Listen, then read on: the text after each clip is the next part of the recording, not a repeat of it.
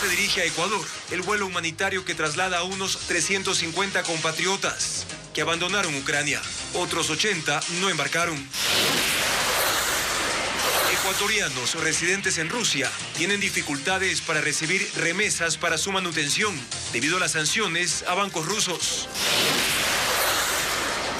La oposición intenta autoconvocarse para sesionar y aprobar la evaluación de la presidenta Guadalupe Llori, pero no completa el apoyo para hacerlo.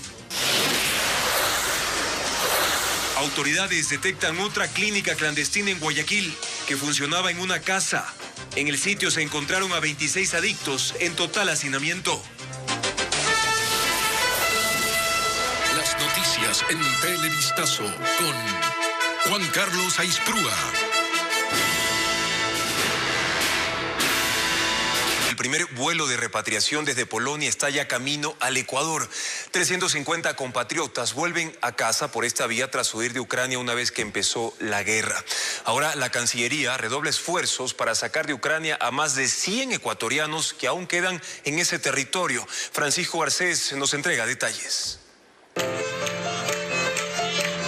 Así esperaban en el aeropuerto de Varsovia cientos de ecuatorianos esperanzados con embarcarse en el primer vuelo humanitario rumbo a nuestro país. Lo hacían mientras el avión volaba desde la capital de Hungría, Budapest, ya con 94 ecuatorianos a bordo. Si bien el vuelo estaba coordinado, los planes cambiaron a última hora por la prohibición de llevar mascotas en la aeronave. Y quienes las tenían decidieron no embarcar y ceder sus puestos. Otros que tampoco pudieron abordar el vuelo denunciaron la descoordinación en el proceso. Nos hemos quedado alrededor de 90 personas aquí, siendo que habían los asientos necesarios, tenía que estar a su máxima capacidad y se va con muchos asientos vacíos. En Quito, varios familiares mostraron su decepción cuando se enteraron que sus parientes no se embarcarían en el primer vuelo. Cada uno tiene una historia muy diferente en cuanto a sus mascotitas. Entonces ellos no quieren abandonarles. En Polonia sé que les están ayudando con un refugio para que les dejen, pero no, ellos no quieren dejarlas. La Cancillería busca ahora una opción para estos casos. Lo que se está haciendo gestiones en Quito para que ese segundo vuelo tenga mayor capacidad para llevar las mascotas. Esperamos que así sea y poder transportar a todos. Ese es el objetivo. En cambio, entre quienes lograron un cupo y sus madres hubo alivio y alegría. Aún no sé qué tiempo será la escala en Madrid, pero esperamos el día, hora de Ecuador, el día de mañana, horas de la mañana, estar arribando. Así que ya estamos cerca, un pasito. Yo estoy muy agradecida. Mi hijo al llegar a Varsovia tuvo hotel gratuito, ha tenido comidita, le han ayudado. Las personas en Polonia fueron muy buenas personas y yo estoy feliz porque mi hijo mañana ya está de regreso. Ahora la Cancillería redobla esfuerzos para aprovechar el decretado cese al fuego, para permitir así la salida de ecuatorianos atrapados por el conflicto en Ucrania, aunque varios de ellos no quieren dejar ese país. Estarían alrededor todavía entre 150 a 200 compatriotas en Ucrania. Mientras tanto, corren los 15 días de plazo que tienen los ecuatorianos en Polonia y Eslovaquia para salir de esos territorios, aunque decenas de ellos ya han mostrado su voluntad de quedarse aunque no tengan papeles en regla, mientras otros tomarán por su cuenta rumbo a Turquía, España e Italia. Y ahora escuchemos el dramático testimonio de Abigail, una ecuatoriana entrevistada por CNN. Ella relata su angustiosa travesía para huir de Ucrania en medio de los bombardeos y las dificultades que tuvo que enfrentar, que tuvo que sortear para cruzar la frontera. Veamos. Y aquí dentro, Abigail, es donde os han habilitado un espacio para descansar. Así es, ahora mismo justamente pues ya estamos algunos descansando y pues somos aproximadamente como 35, 40 más o menos. Todos somos estudiantes de 18, 19, 20, 21, 22, 23 años aproximadamente. También hay ecuatorianos ya mayores, personas que ya están trabajando. ¿Y aquí a Polonia llegaste en tren, Abigail? Nosotros nos hemos subido en un taxi justamente aquí, entre 3 personas en un taxi desde Kiev hasta Lviv. Nos cobró carísimo, nos cobró $1,000 por 3 personas. Y ya a partir de allí, a probar salir de la frontera. Estuvimos ahí 2, 3 días intentando ingresar. Fue una experiencia horrible que no le deseo a nadie. En ese momento yo me sentí totalmente discriminada porque lastimosamente allí, el día que yo estuve, a los extranjeros no nos dejaron pasar la frontera, solo estaban pasando ucranianos. Me dolió ver cómo habían mujeres africanas con sus bebés y no les dejaban pasar horas en un clima bajo cero, que me dolió mucho. Ahora, ya pensando un poco más con cabeza fría, pues pienso que realmente el pueblo ucraniano ahora mismo está sufriendo algo horrible. Y ellos tienen que priorizar a su gente, y sus mujeres y sus niños son lo que tienen, mientras los hombres están pues luchando por el país. Ahora mismo lo estoy digiriendo de otra manera y pues simplemente para mí es un recuerdo doloroso. Pero también revisemos qué pasa con los compatriotas que viven en Rusia. Ellos han empezado a sentir los efectos de la guerra. Carla Delgado conversó con algunos quienes cuentan que tienen, por ejemplo, dificultades para recibir dinero por el bloqueo de bancos a ese país. Les tenemos un informe. En Rusia viven 2.000 ecuatorianos según un reporte oficial de Cancillería. La mayoría, al menos unos 1.200, son estudiantes. Joan y Robinson, médicos de profesión, llegaron a ese país para obtener una especialidad de posgrado. Viven en Bielgorod, cerca de la frontera norte con Ucrania. A pesar de la cercanía, en esta ciudad existe una aparente calma, según relatan. Las personas hacen su vida normal, con tranquilidad. Sí, pasan aviones, helicópteros, haciendo, rondas, pero en la ciudad básicamente no se encuentran los problemas directamente con nosotros. Todo está en la frontera con Ucrania, en las ciudades que han sido atacadas, o donde están los problemas grandes. Por ahora, la universidad donde estudian no ha cerrado. Sin embargo, señalan que desde el viernes son otras las dificultades que los aquejan. Con los bancos me han dicho que no tienen dólares, entonces nos toca recibir rublos como para mantenernos aquí. Pero tengo otros amigos que están en otras ciudades que dicen que Western Union no les funciona y buscan otras medidas para que les envíen el dinero. Esto les inquieta, sobre todo porque no saben si en los próximos días las restricciones serán mayores. A pesar de ello, permanecen optimistas. También en Rusia está Andrés. Allá estudia geología aplicada y este año terminará su carrera. Reporta el mismo inconveniente. Su familia habría intentado hacerle una transferencia de dinero, pero se encontró con algunas dificultades. Ahora te dice, nosotros te enviamos el dinero, o sea, le hacemos el giro, pero es bajo la responsabilidad de cada uno de ustedes. Si es que allá en el banco no le dan al cambio que están dando o no recibe el dinero como tal. Aseguran que esto ya obliga a varios compatriotas, sobre todo a quienes cursan los primeros semestres, a retornar a Ecuador. Aunque deben hacerlo desde países cercanos porque, según señalan, algunos aeropuertos han empezado a cerrar en Rusia. Por Europa no. Por Europa, pues lastimosamente la aerolínea Aeroflot ha sufrido este castigo también económico de que no puede aterrizar sus aviones en cualquier aeropuerto internacional de la Unión Europea.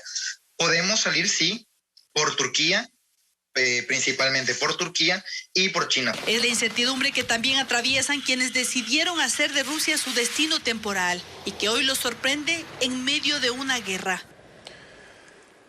En una entrevista, el embajador de Rusia en Ecuador negó que su país contemple la posibilidad de iniciar una guerra nuclear.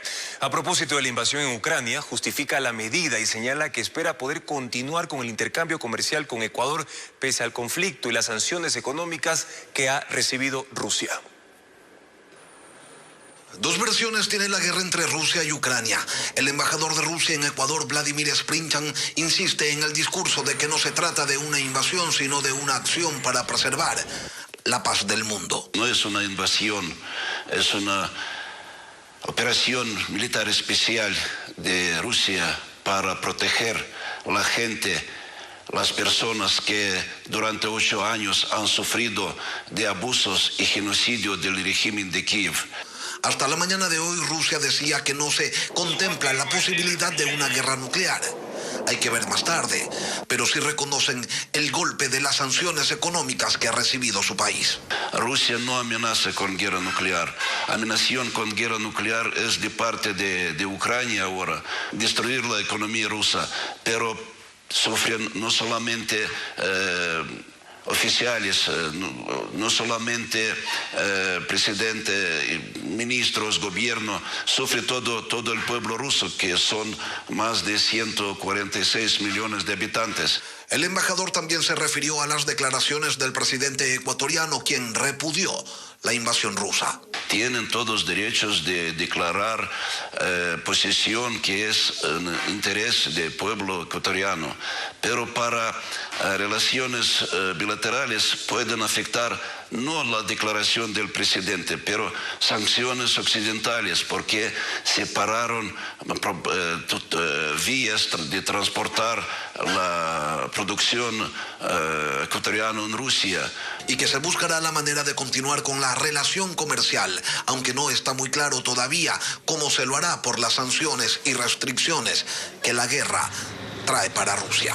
Todavía no tengo ninguna idea, pero me parece que se van a encontrar unas posibilidades de seguir esa cooperación bilateral que es en interés para ambos países. Y Ecuador es un socio comercial estratégico en toda la América Latina, ocupa el segundo lugar después de Brasil en el volumen de intercambio comercial con Rusia. Volviendo al tema de la guerra con Ucrania, el embajador observa con optimismo los diálogos, pero señala que la única manera de que termine es si se logran los objetivos previstos, y eso incluye desmembrar a Ucrania y tener un presidente afín. El ala de Pachacutic, cercana a la presidenta de la Asamblea, anuncia que apoyará la creación de una comisión que investigue a las autoridades legislativas, siempre y cuando cada bloque determine a sus integrantes. Además, califican de show político a las intenciones de UNES y parte de sus compañeros de buscar una autoconvocatoria. Patricio Díaz continúa pendiente de esta pugna legislativa. La intención de crear una comisión que investigue a la presidenta de la Asamblea, Guadalupe Llori, y los miembros del CAL era hasta ahora una exigencia de UNES, Partido Social Cristiano, y el ala radical de Pachacutic. Pero sorpresivamente, los otros miembros del movimiento indígena más cercanos a Llori dicen que apoyarían esa opción. El que nada debe, nada teme. A ver, nosotros también apoyar la creación de la comisión multipartidista para que haga la evaluación al CAL. Pero ponen una condición, que no se impongan los nombres de los integrantes por parte de la nueva mayoría. Tiene que ser resuelto en bancadas y que la bancada decida quién de los asambleístas debe componer esta comisión. En ese caso, el ala radical de Pachacutic, al no ser un bloque, no tendría opción de integrarlo. Ellos por ahora estaban alineados junto al correísmo en busca de una autoconvocatoria. Se está conversando ya con el resto de bancadas a fin de trabajar una autoconvocatoria.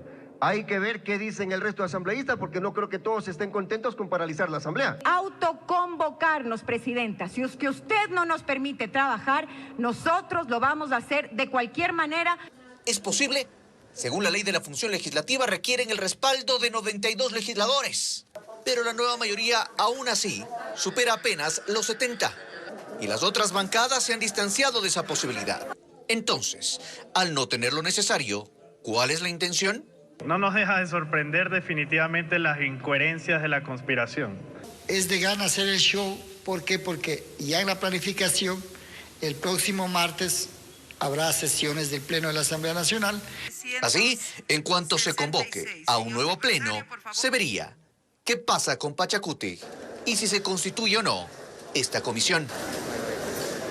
Sofía Almeida, quien aún se considera presidenta del Consejo de Participación Ciudadana y Control Social, acudió esta mañana a la Fiscalía para reconocer la denuncia que presentó en contra de Hernán Ulloa, 3 consejeros y un funcionario informático.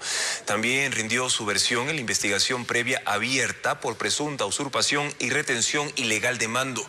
Almeida sostiene que su destitución fue ilegal y que al tomarse sus claves y actuar en su nombre se habría cometido un delito. Confirmó que no asistirá a las sesiones del Consejo que actualmente lidera Ulloa como presidente, ya que no avalará su cargo.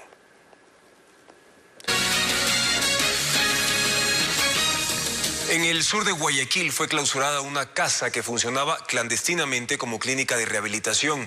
26 pacientes vivían hacinados. Merlin Ochoa nos informa que en el puerto principal se necesitan al menos 20 clínicas para tratar este tipo de problemas, este tipo de adicciones, pero solo hay 5. El centro clandestino de rehabilitación funcionaba en la Floresta Sur de Guayaquil. La casa tiene 4 cuartos en donde estaban 14 camas para las 26 personas que vivían en esas instalaciones. Una de ellas es menor de edad. Hemos encontrado en una situación, como ustedes pudieron observar, de hacinamiento. Al estar en hacinamiento, no podemos nosotros decir que están recibiendo una terapia científicamente comprobada. Que hemos encontrado un mal uso de desechos, no tiene permiso de funcionamiento. no tiene un permiso de bomberos. La casa parecía una jaula. Las paredes, ventanas y puertas exteriores eran de hierro, mientras que los vidrios de las ventanas tenían cinta adhesiva negra. Además, 2 personas quienes antes consumían eran las responsables de cuidar a los pacientes. ¿Cuántos años tienes? Ya 22. ¿Y desde cuándo consumías? De los 15. En el mundo de la droga he perdido todo. Trabajo, relaciones, parte de mi familia, todo. ¿Conoces del servicio que brinda el Estado para la recuperación gratuita? No. El Ministerio de Salud explicó a los 25 pacientes sobre el internamiento público gratuito, pero hay un requisito. El tratamiento es voluntario, es decir, que no pueden ir obligados. ¿Hace qué tiempo intentaste ingresar al sistema público? Ya hace unos 9 meses atrás. ¿Qué pasó? No, como le digo, no había cupo. En este lugar, las consultas médicas se realizaban en esta cocina. En el 2021, las autoridades clausuraron 11 centros de rehabilitación que funcionaban desde la clandestinidad, mientras que en lo que va del 2022 ya van 6. La mayoría de los jóvenes salieron del centro sin ningún rumbo específico. No quisieron seguir el tratamiento en un establecimiento público. El centro clandestino fue clausurado y su dueño deberá pagar una multa de casi $5,000. En Guayaquil, una de las ciudades del país en donde existe mayor consumo de drogas, solo hay 5 clínicas legales y se necesitan 20 solo para el puerto principal. La asambleísta Ana Belén Cordero acudió esta mañana a la Fiscalía para presentar un informe de fiscalización con supuestas irregularidades detectadas en centros de educación superior, entre ellos Yachay y Universidad de las Artes. Según la parlamentaria, existen compras con sobreprecio, obras inconclusas o que estuvieron mal elaboradas.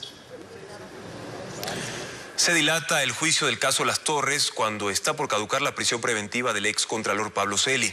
Este jueves debía empezar la audiencia, pero se difirió por 3ª ocasión. Jacqueline Rodas nos explica. Recusaciones a los jueces y problemas en la conformación del tribunal han hecho que el juicio del caso Las Torres se posponga en 3 ocasiones.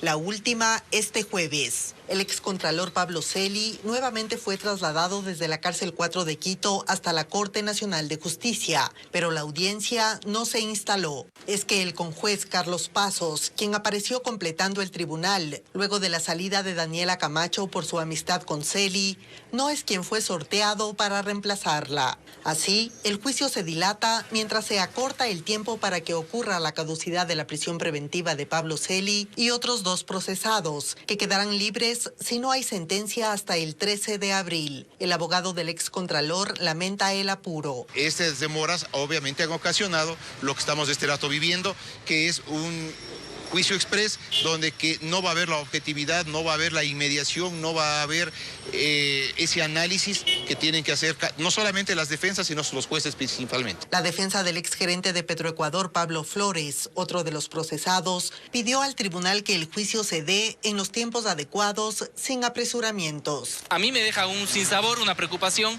porque mientras más se dilata la instalación, más cerca está la caducidad de la prisión preventiva. Y eso hace que en muy poco tiempo los jueces tengan que realizar una audiencia donde hay 350 testigos y en la cual tiene que dictar sentencia dictando la culpabilidad o inocencia de una persona. El juez ponente Walter Macías anunció que remitirá el caso al presidente de la Corte Nacional para un nuevo sorteo de un conjuez definitivo que pueda atender el juicio hasta el final. Se espera que el 4º llamado a audiencia se fije para el lunes de la próxima semana. $109 millones costarán las elecciones seccionales del 2023. El Consejo Nacional Electoral aprobó el presupuesto en medio de críticas internas por presuntas inconsistencias de rubros destinados para ciertos contratos. Paul Romero con el tema. Elegir alcaldes, prefectos, representantes de juntas parroquiales y a los nuevos integrantes del Consejo de Participación Ciudadana y Control Social le costará al Estado $109 millones.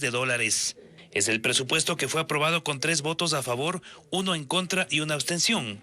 Las elecciones seccionales serán en febrero de 2023. La presidenta del Consejo, Diana Tamaint, defendió el informe. Esto en un marco o en un contexto de pandemia, de crisis económica y de polarización política e incluso por los conflictos internos propios de un cuerpo colegiado.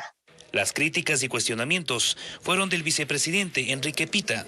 Aseguró que la comisión técnica no contempló sus observaciones para reducir el monto por la crisis económica del país. Nos encontramos con un presupuesto mal estructurado que no se ajusta a un criterio técnico y no responde a la realidad económica del país. Pero lo más fuerte llegó de la consejera Elena Nájera, quien denunció presuntas inconsistencias en montos determinados para contratos de promoción y logística. Ojo, señores de la Contraloría, estoy haciéndolo esto en público para que ustedes también intervengan. Porque la inmunidad no es impunidad.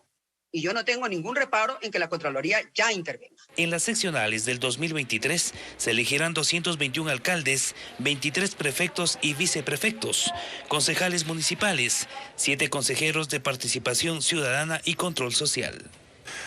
Hablemos del estado del tiempo, porque entre la noche del miércoles y madrugada de este jueves, Manta soportó intensas lluvias que inundaron casas y dañaron enseres. El temporal afectó principalmente a los barrios de la cabecera cantonal y de las parroquias Tarqui y Los Esteros. El agua incluso anegó 6 casas y en algunos casos el nivel pasó los 2 metros. Esta es la segunda fuerte inundación que se registra en esa ciudad en lo que va del año. A esta hora, el agua ya bajó en las zonas afectadas y el municipio de Manta atendió con raciones alimenticias a 40 familias perjudicadas. Y en Durán también se sintieron los estragos de las largas lluvias. Las calles de la ciudadela El Recreo amanecieron este jueves inundadas. En la cooperativa Una Sola Fuerza, negocios y pequeñas casas también resultaron afectadas. Incluso el nivel del agua sobrepasó sus rodillas, lo que atrae insalubridad y también enfermedades. Más noticias. El presidente de la República inauguró un nuevo modelo de educación unidocente para las zonas rurales del país. Según Guillermo Lasso, entre el 2010 y el 2018 se cerraron 8.500 escuelas rurales, lo que generó un grave problema en los sectores más pobres del Ecuador. Asimismo, el primer mandatario señaló que el régimen atenderá las afectaciones que la guerra entre Rusia y Ucrania le está generando al Ecuador. El presidente de la República cumplió agenda en la provincia de Chimborazo. Estuvo en Palmira para entregar rehabilitada la vía que va desde Riobamba hasta los límites con Cañar. La inversión en vialidad desde que asumimos el gobierno asciende a $74 millones en rehabilitación y mantenimiento de 1.300 kilómetros. Pero no solo a eso fue el presidente. En Colta se inauguró un nuevo modelo para instituciones unidocentes, bidocentes y pluridocentes. Fue terrible que entre el año 2010 y 2018 se cerraran 8.500 escuelas rurales.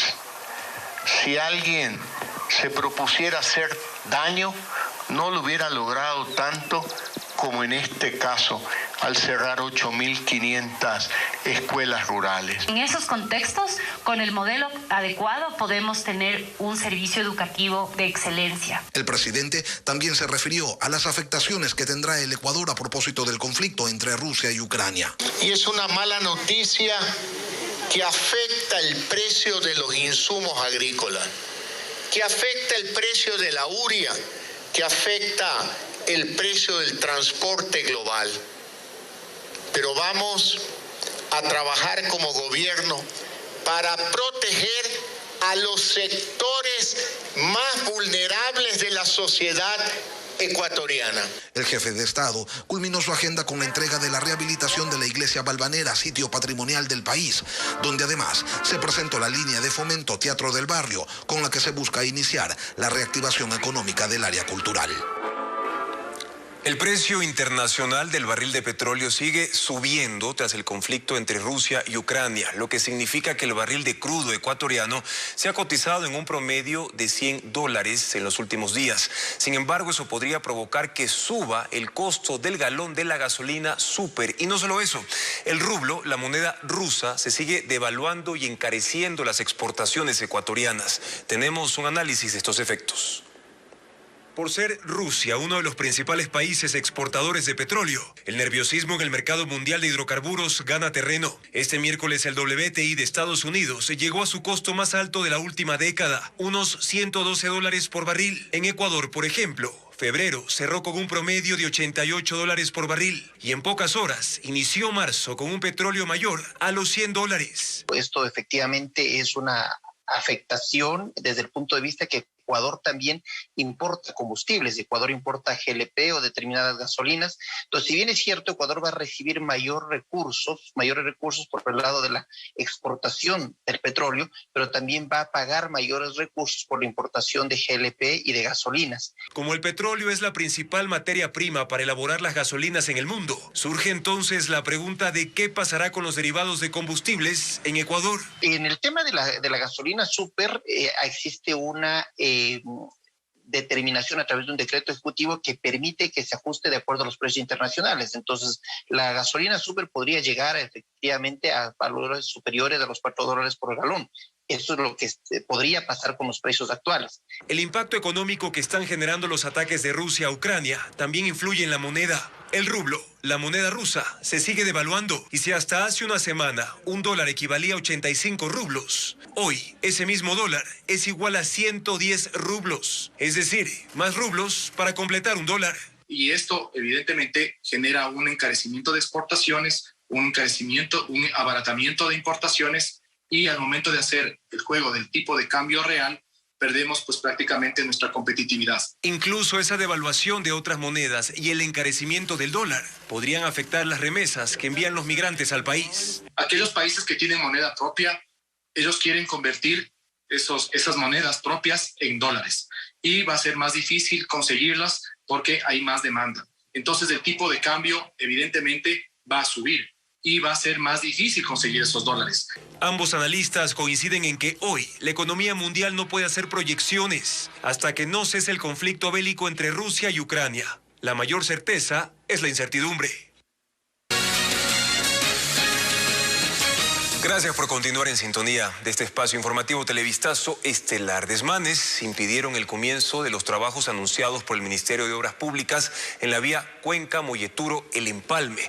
Así lo denunciaron funcionarios que intentaron llegar con la maquinaria al punto de mayor riesgo. El informe de Merlin Ochoa con imágenes de nuestro corresponsal Ángel Robles.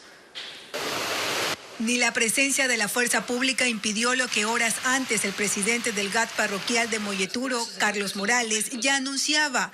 Está en desacuerdo con los trabajos previstos para este jueves por parte del Ministerio de Obras Públicas en el kilómetro 44 de la vía Cuenca-Molleturo-El Empalme, que mantendrán cerrada la vía por 40 días. Según Morales, no existe un plan de contingencia. Pese a todo, funcionarios del Ministerio de Transporte y Obras Públicas intentaron llegar con la maquinaria, pero no lograron su objetivo. El presidente de la Junta Parroquial del GAT de Molleturo, pues llegó de forma prepotente a tratarnos mal, a insultar a las autoridades. La población está demasiadamente enardecida. De hecho, no se llegó a llevar siquiera la maquinaria. El gobernador enfatiza que es indispensable estabilizar el talud y dar una solución definitiva que beneficie no solo a Molleturo, sino a todos los que usan la carretera. Pero no se puede postergar más la obra, porque además recordemos que está dentro de un contrato que se suscribió en un estado de emergencia y también ya hay plazos que hay que cumplir y sobre todo la peligrosidad y la seguridad no se puede seguir dilatando. El diálogo sigue abierto, la obra no comienza y el cierre inicial de 40 días puede ampliarse si no llegan a un acuerdo. Se intensifica la vigilancia en la cárcel de Cotopaxi debido a vuelos nocturnos de drones. Además, en las últimas horas la policía halló un vehículo abandonado en el parqueadero. En su interior se hallaron un fusil y droga también. Aparentemente un dron a la altura de la Torre 4. Estas imágenes muestran el momento en que un dron sobrevuela por la Torre 4 de la cárcel Cotopaxi. Hugo Cedeño, comandante del grupo de militares que custodia uno de los filtros del centro penitenciario, informa que en los últimos 15 días se han registrado por lo menos 3 actividades irregulares como estas. Un dron ingresó a los pabellones, a un pabellón de mediana seguridad, y se posó y salió a los 40 minutos. Horacio Pérez, jefe de la unidad de contingencia penitenciaria de la cárcel de Cotopaxi, menciona que los inhibidores que evitan los sobrevuelos están dañados, al igual que las cámaras de seguridad. Los oficiales aún no pueden detectar el sitio desde donde operaban los drones, por lo que tomarán medidas. Creando protocolos para mitigar esta situación por si acaso algún atentado o algo que quiera ingresar mediante estos pequeños sobrevuelos. También hay otros hechos que despiertan la inquietud de las autoridades. Por ejemplo, este vehículo logró ingresar hasta el parqueadero del centro penitenciario y permaneció varios días abandonado. Tras una revisión al interior del vehículo, esto fue lo que se encontró. Un fusil marca HK, 15 paquetes de sustancias catalogadas sujetas a fiscalización. Días atrás, en el cerco exterior, fue hallado otro fusil con alimentadora y varias municiones. Todo esto ha provocado que se intensifique la vigilancia en la cárcel de Cotopaxi. Vamos a seguir informando en otros temas. Les contamos que el presidente Guillermo Lasso y los dirigentes del Frente Unitario de Trabajadores acordaron integrar 2 mesas para analizar las reformas al Código del Trabajo y los problemas financieros de la seguridad social. Sin embargo, los sindicalistas ratificaron la movilización en contra del gobierno para el próximo 23 de marzo. Paul Romero con el informe.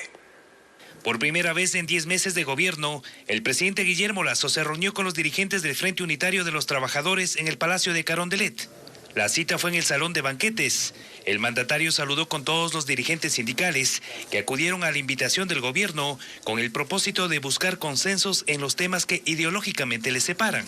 Lasso se sentó en la mesa con quienes hasta el momento han protagonizado 2 marchas en contra de sus políticas laborales y económicas. Al finalizar la reunión, que duró más de 4 horas, la ministra de Gobierno, Alexandra Vela, habló de acuerdos. Después de varias horas de diálogo, hemos llegado a algunos consensos. Los más importantes de ellos son la constitución de 2 mesas de trabajo. Las mesas abordarán 2 temas complejos: las reformas al Código del Trabajo y los problemas financieros del sistema de seguridad social, es decir, IES, ISFA e ISPOL. En donde hemos dejado claro y nos ha ratificado el presidente de la República de que no se va a privatizar la seguridad social. Según los dirigentes sindicales, la reunión fue tensa. Incluso estuvieron a punto de levantarse de la mesa en un encuentro que se advertía riesgoso. El diálogo frontal sea sincero, donde podamos acordar y concertar medidas y decisiones que favorezcan a la gran mayoría de ecuatorianos que hoy no tienen empleo. Las diferencias entre el gobierno y los sindicalistas son evidentes. De hecho, los trabajadores ratificaron la movilización anunciada para el próximo 23 de marzo. Así salieron los sindicalistas de Carondelet cerca de la medianoche de este miércoles. Una tarde violenta vivió Guayaquil este jueves. En menos de 3 horas, 4 personas fueron asesinadas en diferentes sectores del norte y sur, la mayoría a manos de sicarios. Diego Cuenca nos describe los hechos. La violencia se desató a las 3 de la tarde de ese jueves, cuando sujetos a bordo de 2 motocicletas se enfrentaron a tiros en el suburbio de Guayaquil. El pánico se apoderó de los habitantes en las calles 25 y la S. Ellos presenciaron el ataque que dejó a una persona fallecida y otra resultó herida. A las 4 de la tarde los policías se trasladaron hasta la cooperativa Janet Toral. En el sitio, un hombre de 44 años fue asesinado presuntamente por su hijo de 17 años, quien lo habría atacado con un arma blanca. Luego de las 5 de la tarde, los agentes asistieron a una emergencia en la cooperativa 8 de marzo en el sur de la urbe. Ahí sujetos ingresaron a una vivienda para disparar a 2 personas. Un hombre murió y una mujer quedó herida. A las 6 de la tarde, la policía recibió otra alerta en el sector Mucholote. Se trató de un crimen que ocurrió en una urbanización privada. Sicarios ingresaron a una casa para disparar a 2 colombianos. Uno de ellos murió y el otro quedó herido.